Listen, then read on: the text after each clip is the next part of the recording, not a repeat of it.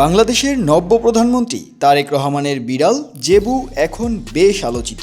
একজন প্রধানমন্ত্রীর বিড়াল হয়ে জেবু মোটামুটি সেলিব্রিটি বনে গিয়েছে।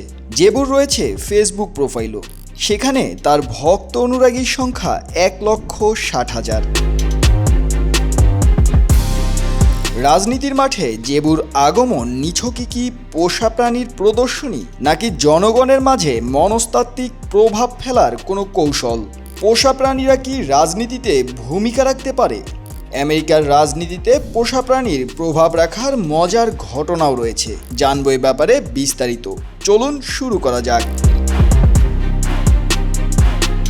রাজনীতি বা জনসংযোগের ভাষায় এটিকে মূলত হিউম্যানাইজেশন স্ট্র্যাটেজি বা সফট পাওয়ার ব্র্যান্ডিংয়ের একটি অংশ বলা যায়।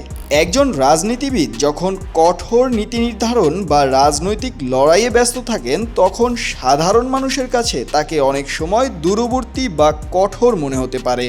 পোষা প্রাণীর সঙ্গে তার ছবি বা ভিডিও তাকে একজন কোমল হৃদয়ের, যত্নশীল এবং সাধারণ মানুষের মতো একজন ব্যক্তি হিসেবে উপস্থাপন করে। ঐতিহাসিকভাবে একে অনেক সময় পেট ডিপ্লোমেসি বা পলিটিক্যাল পেটস বলা হয়।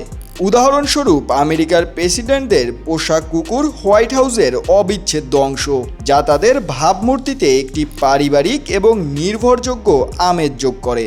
পোষা প্রাণী প্রদর্শনের পেছনে গভীর কিছু মনস্তাত্ত্বিক প্রভাব কাজ করে। গবেষণায় দেখা গেছে, যারা প্রাণীদের ভালোবাসেন মানুষ সাধারণত তাদের বেশি বিশ্বাসযোগ্য ও দয়ালু মনে করে।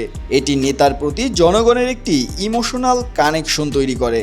এছাড়াও একজন নেতার আক্রমণাত্মক বা গম্ভীর রাজনৈতিক ভাবমূর্তিকে নরম করতে পোষা প্রাণীর উপস্থিতি ম্যাজিকের মতো কাজ করে।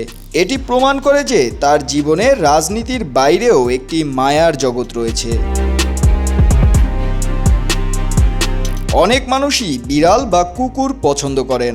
যখন তারা দেখেন তাদের প্রিয় বা অপছন্দের কোনো নেতাও এই ধরনের প্রাণী পছন্দ করছেন, তখন এক ধরনের কমন গ্রাউন্ড বা অভিন্ন পছন্দ তৈরি হয়, যা রাজনৈতিক দেয়াল কমিয়ে আনে।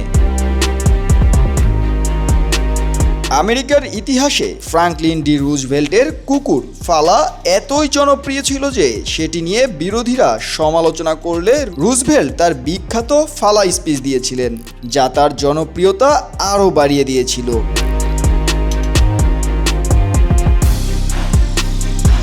তিনি সরাসরি তার বিরোধীদের আক্রমণ না করে হাস্যরসের আশ্রয় নেন।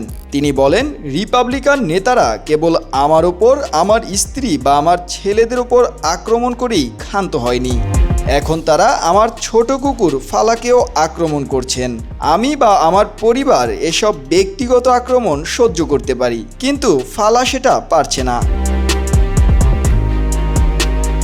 তিনি আরও কৌতুক করে বলেন যে ফালা একজন স্কটিশ কুকুর হওয়ায় তার নামে অর্থ অপচয়ের মিথ্যা অপবাদ শুনে তার স্কটিশ আত্মা ভীষণ চটেছে।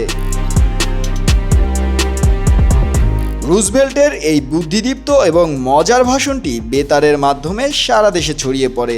এটি তাৎক্ষণিকভাবে মানুষের মন জয় করে নেয়। ফালা এতটাই জনপ্রিয় ছিল যে ওয়াশিংটন ডিসিতে রুজভেল্টের স্মৃতিসৌধে তার মূর্তির পাশে ফালারও একটি ব্রোঞ্জ মূর্তি রয়েছে। আমেরিকার কোনো রাষ্ট্রপতির কুকুরের এমন সম্মান পাওয়ার ঘটনা বিরল। বাংলাদেশের রাজনীতিতে প্রধানমন্ত্রীর পোষা বিড়াল এবং সেই বিড়ালের নামে আলাদা ফেসবুক প্রোফাইল থাকার বিষয়টি একেবারেই নতুন একটি ঘটনা।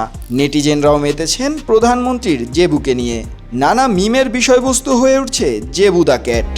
এবার দেখার পালা জেবুর ক্যারিয়ার কোন দিকে যায়, কতটা প্রভাব রাখতে পারে রাজনীতির মাঠে।